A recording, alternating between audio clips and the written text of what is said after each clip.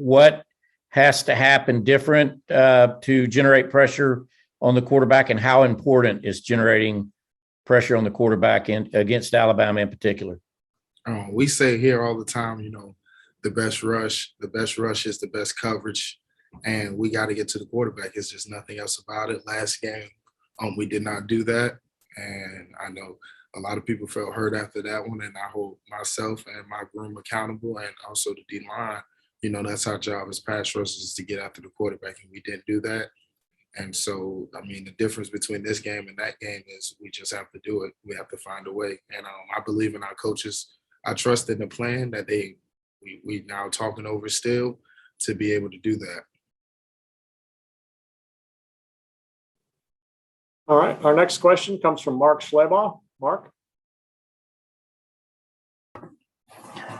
Yeah, Nolan, you're a guy that grew up in the state of Georgia. What do you think it would mean for you guys to get it done in the 41-year drought?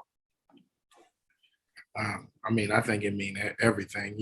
There's a lot of kids that's born and raised in the state of Georgia, and this is one that you'll never forget. And I always talk about leaving a legacy to my kids, but this is the ultimate, kind of like, a lot of people go to the programs just because of their father and everything. I want that to be my son's choice, but ultimately this is my goal and my dream, to be able to walk back here and, point at, son, this is what I did here.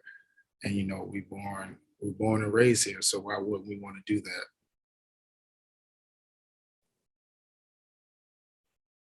Next will be Heather Dinich. Heather? Yep. Heading into the SEC championship, there are obviously many people who lauded your defense as historically good and then questioned that evaluation of it after the SEC championship game. What do you say to those critics who kind of doubted how good you guys were because of how Alabama played, and what needs to happen the next time around to cement this defense's place in history? Obviously, one of the couple things is getting pressure on the cue and just being that relentless front that we always are. Every year inside the box, the front seven at Georgia has always been relentless, and we always do things right, and we always play the run, and it's a privilege to rush the passer. That's one of the things that we say here. But we just got to go do it this game. There's nothing else need to be said, and there's nothing need to be done other than trust the plan and go do it. Next will be Connor Riley. Connor?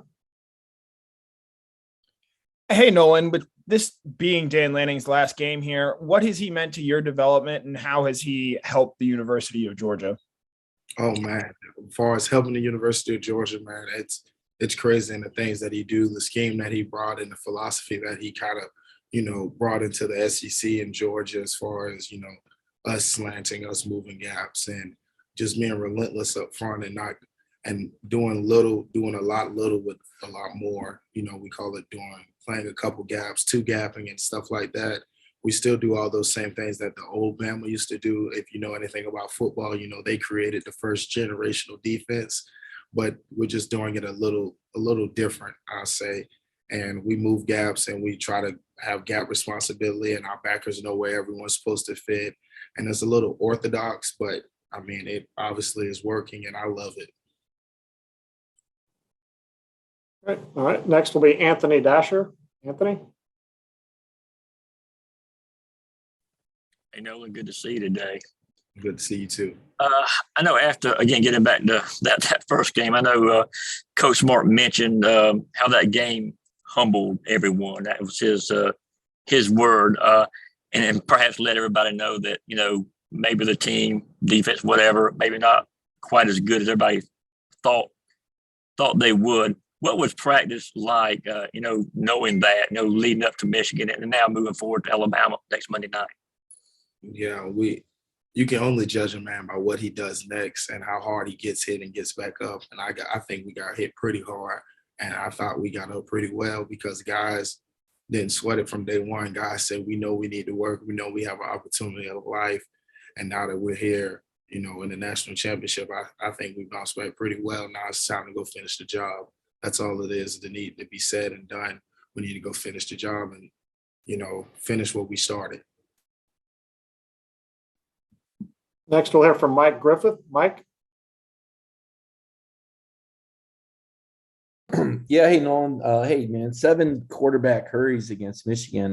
Really, since the Florida game, you've been on fire. How much of it did something click? Are you just seeing the game? Is it all slowed down because the second half of the season, you've really turned it up a notch? It appears. I mean, I'd say the game slowed down, but also the plan, man. The plan that our coaches implement is just it. It's one thing that we can understand it, but it's another thing to execute the plan at a high level. A lot of guys go in day out and try to understand the plan, but can you execute the plan at a high level? And that's one thing that we talk about being here. And I mean, just be able to play fast and trust the plan and know what you're doing. It helps a lot. It helps a lot. Next, we'll hear from Cody Chaffins. Cody? Hey, Nolan, I wonder if you could take me back to your freshman year ECV, you and N'Kobe and Trayvon, and what was that room like that you guys shared? Did you dream about moments that are coming up, and what makes you guys so tight? Yeah, so we didn't all graduate early, and I know one thing that was Trayvon. So it was me, him, and Tresman. And I mean, we were so close. We almost did everything together. Far as all our classes was the same. That's when things weren't COVID freak out. You couldn't have so many people on the buses. We used to get on the bus and be packed like sardines riding the class. And we used to just almost do everything together. And it just built a connection just alone by itself. And then when we came in our junior year, you know, coach started doing those school sessions and we started even talking to each other more, hanging out more and doing things more. And it just built the connection even more. I still remember all 3 of my roommates, we drove to see one of Trayvon's basketball games in high school in Thompson. So I know that's one thing that we did our freshman year because, I mean, on the weekends, we was like, wow, we don't have mom and dad to tell us what to do. Most of the weekends we just laid in bed because we were so tired from workouts. But then after that, we just started doing things together and it became really fun. Next will be Lance Mccurley. Lance?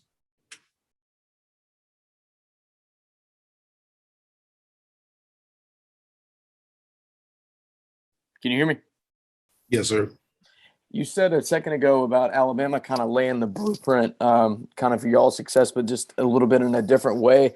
How do you think that, this group right now that's on the field is laying the blueprint for some of these freshmen and sophomores and then the recruits coming in kind of moving forward? I would say the 100% thing that we're doing now and as the leadership group is showing them how to work. You know, we say hard work works at Georgia, but, you know, some kids just get here and think it's all hard and they're just doing this for no reason. And there's a reason, you know, it's a reason that we don't run gases after practice. It's a reason that we do 20s after, you know, certain things that we do. And it's a reason to do that. And I think that, you know, guys are starting to buy into that.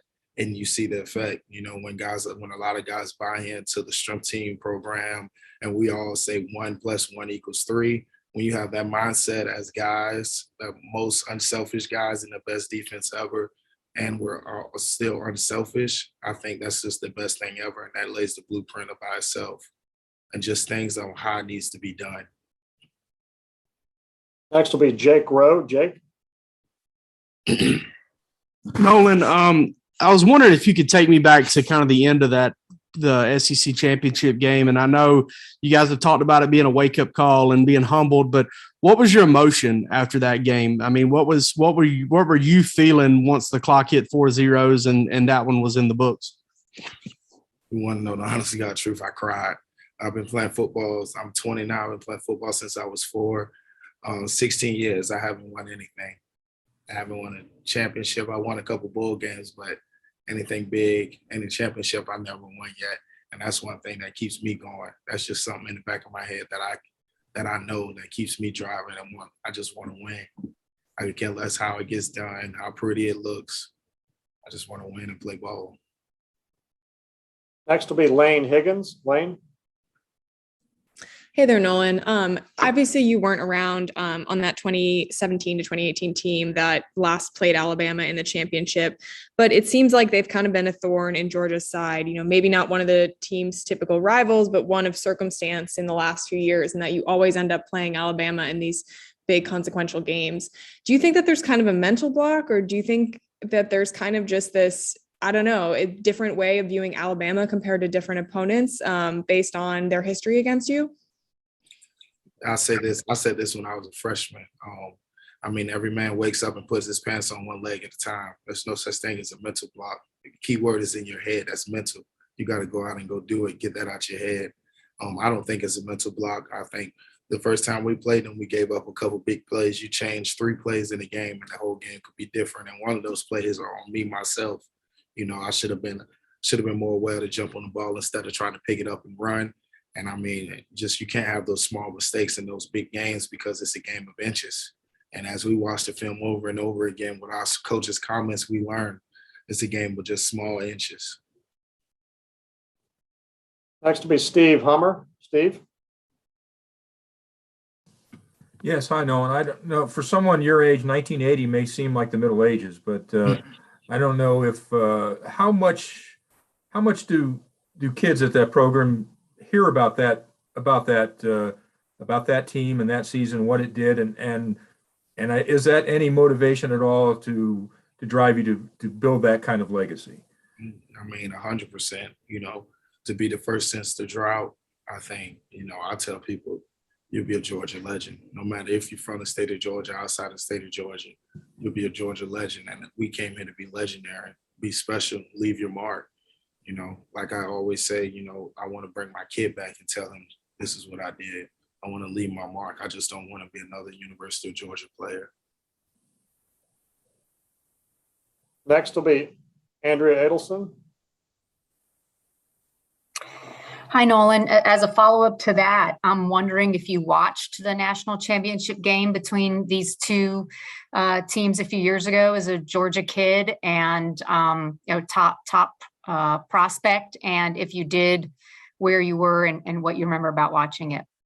Oh man, I remember the first time I watched the Rose Bowl, I was just sitting on my couch, just me and my mom. We had it on TV, and I was just watching it. I was like, if we block this kick, this could be crazy. And you know, I actually play football, so I know about, you know, blocking kicks at the end of the game. That stuff can really happen. And then when Lorenzo did it, I mean, outside linebacker, Wolfpack, I mean, I was absolutely jumping and screaming, and I was so excited. And then when Sony ran it in, I was just like, oh, that's a wrap. We'll see y'all in Atlanta. And for the Atlanta game, I stayed up there, and actually I didn't go because it was just too much for me. I don't like all those people and all that stuff, but I watched it, and I was tuned in from first quarter all the way to fourth quarter. And just the thing that I remember about that game is just the people, the atmosphere. Through the TV, you can feel it. Especially during this game, you can feel it too. Next will be Ralph Russo. Ralph? Good morning, Nolan. I wanted to ask you about coming to, now you're a Georgia guy, so I'm sure you had some ties to want to come to Georgia. You come to Georgia as a huge recruit. You know, you don't play a massive amount early on. I'm wondering how much benefit did you feel you would get from just being surrounded by so many good players? Like, I think so many players look for that early playing time, but that clearly wasn't you. How much benefit do you get from practicing with those guys and just being surrounded by so many good players, even though it might limit your playing time? I mean, for number one to start is Aziz. I mean, Aziz, I feel like he took me under his wing, even though he wasn't saw as like a big guy when he came in. Aziz and Adam, they took me under their wing, and, you know, they showed me how to work, and they showed me, man, you just trust the process, man. You this and that. And I never thought about leaving because I knew this is what my mom wanted me to be. This is where I wanted to be. So I just came in and made the best of every day and tried to work and get better. I mean, I'm a Georgia boy. I love the state of Georgia. And as far as going anywhere else other than being here is, I don't know. I wouldn't think. But seeing those guys work and how they did things day in and day out, and being Georgia kids, it just helped me a lot, and it kept me centered, you know, to say guys still want to be here and guys still want to do this. And why should I think about leaving and be selfish? And that I just think that's selfish, you know. I mean, I understand guys leaving programs to, you know, go do bigger and better things and more playing time, but I mean, crazy now that guys are considering leaving programs just because of NIL deals. And that's just not about football. Football is a team sport. And I say it all the time, it's the ultimate team sport. You just got to sacrifice a lot. And I get that playing a lot, playing defense. I'm not an offensive player. You know, I don't want the ball in my hand a lot of times. I just want to do my job for my team. Nolan, thank you very much. That concludes your session here. Appreciate your time today. We'll see you in Indianapolis. Yes, sir. Y'all take care.